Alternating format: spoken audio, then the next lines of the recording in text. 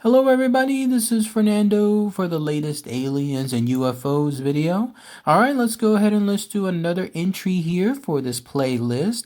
Loosely based actually on a recent suggestion, in that the original suggestion had to do with something in Australia, and ultimately it led me to this fascinating case that occurred back in 1988. So I may still do the other suggestion here for one of my next videos, but when it brought me to this one, and when I was reading the information tied to it, this frightful, very scary encounter, I just felt I had to share it for everyone here. It just goes to show that even with some of the amazing stories that people have with UFO encounters that are out there in this world, some of them are actually quite scary, and that's what happened to this family here out there in Australia. It just goes to show too how Australia just remains such a amazing location. Like, in other words, so many cryptids that are out there that have chronicled, but also a lot of alien and UFO encounters too. So definitely a place that is geared for these type of specific situations. But it has to do with this. You're looking at a representation of it now.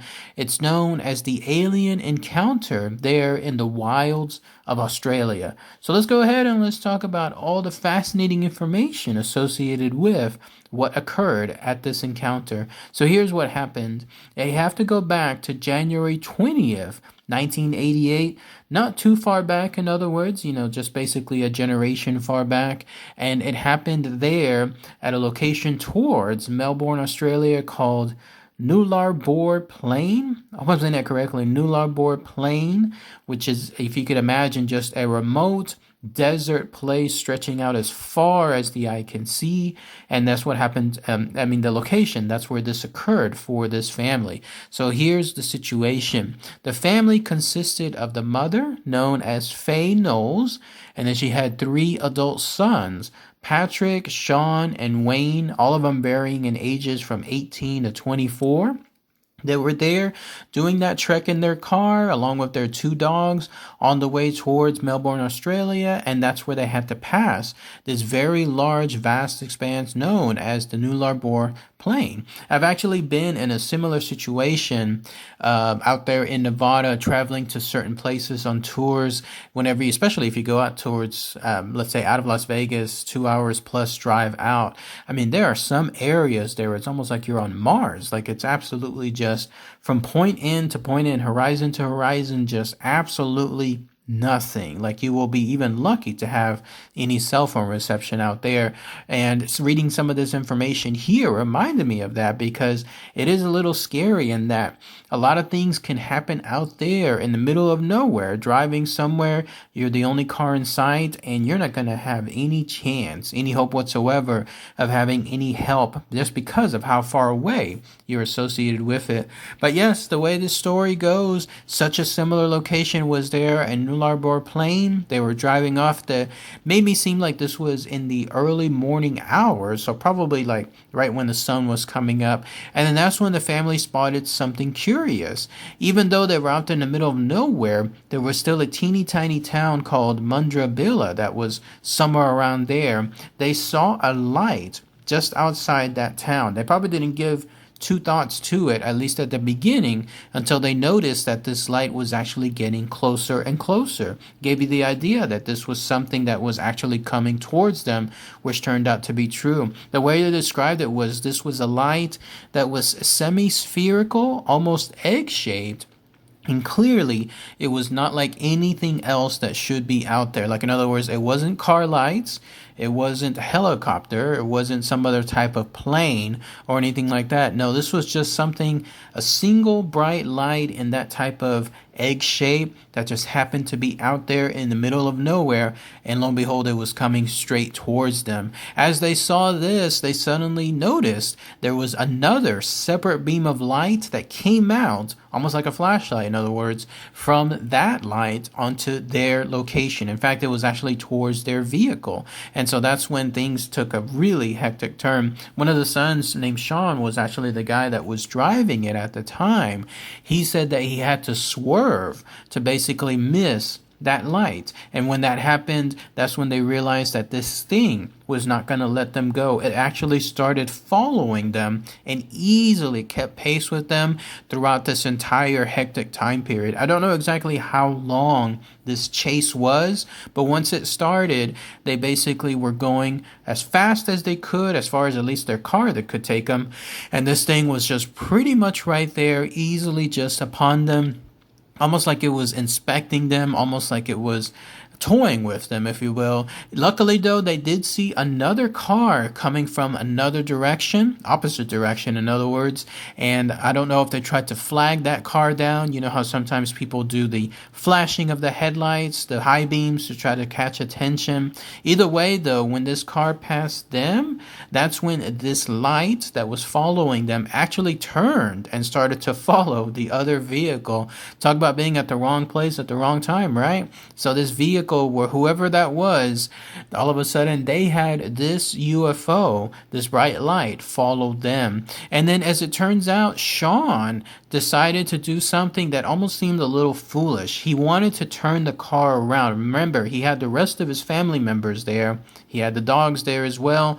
And then he was suddenly thinking that he was turning the car around because he wanted to find out what was going on. He wanted to see, now that this UFO was following this other car, maybe that could give him the advantage to look upon what that was, and then that way try to get a better idea of what was going on. And he actually did it for just a little while, because it turns out it was a bad idea. No sooner did he do that than this bright light stopped following the other car, and then all of a sudden started following them as well. This time, though, things went to another level. The way the story goes, it actually passed them several times. Remember, I was mentioning earlier, like it was almost toying with them. It could easily just pass them over. But at one fateful time, it decided to actually hover right above the car. And when I say right above, I mean it actually began touching the roof of the car. They know this because there was a very loud thump that happened on the roof of their car. And when that happened,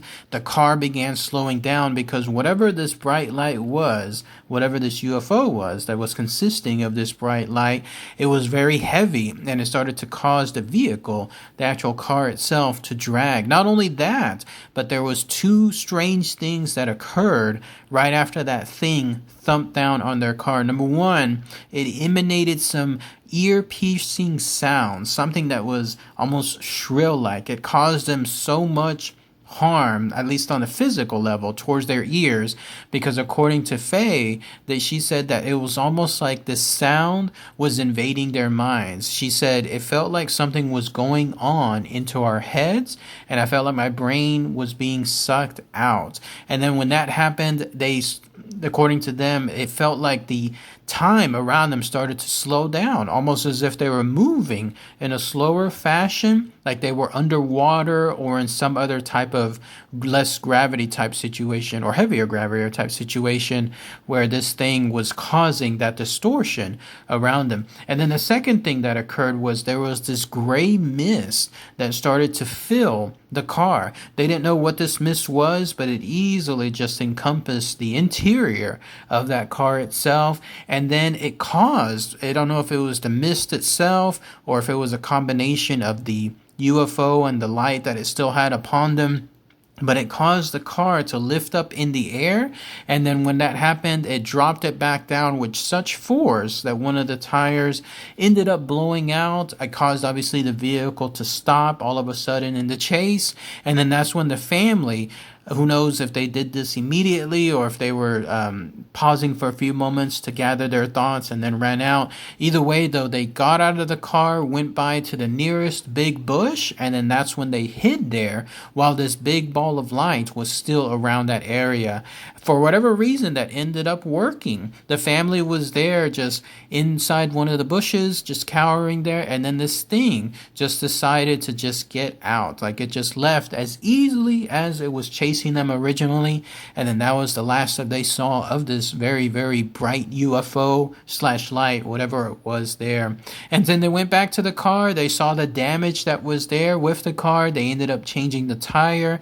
They went back to that tiny village I was mentioning earlier, that Mundrabilla, and then when they did so, they told anyone that was there about their encounter. And then that's when another interesting thing stood out. What some of the people there, including the truckers, stated that yes, they too have seen traveling down that road, that long expanse road. They have seen that type of strange light out there in the middle of nowhere as well. And so one of them ended up following them back to the point of origination, and then that's where they saw that the road material, in other words, there was tires screeching. It looks like there was things from the car being damaged out there on the road when it impacted down. They saw the tire explosion as well.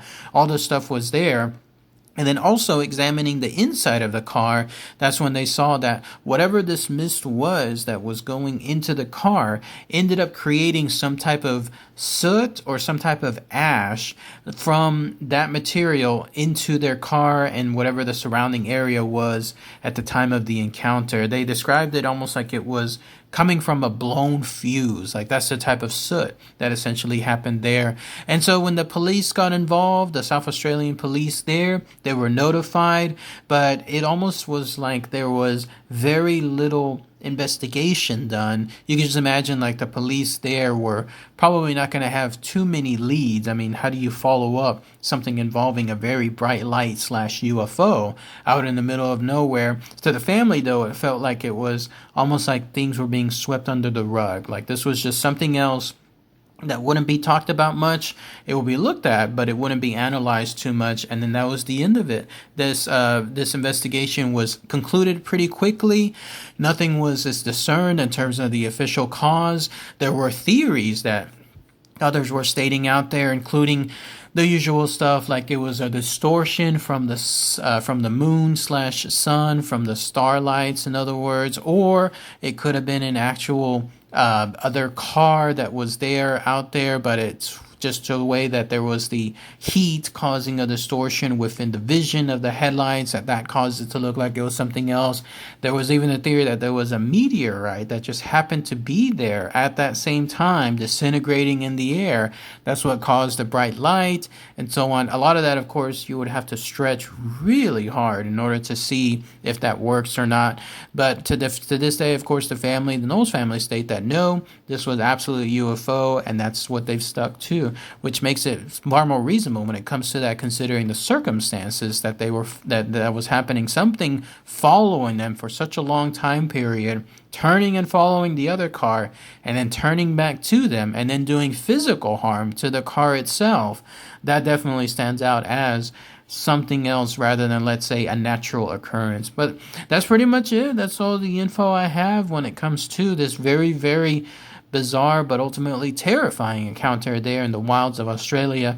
If anybody has any more info, anything else I might have missed, maybe some of those local people there in Australia have been there at that new Nullarbor plain, then please post those comments. Let me know if it's an eerie location to drive through, if it's truly in the middle of nowhere type stuff. I'd love to hear what your experiences are. All right, everyone. Thanks again as always. Take care. Bye.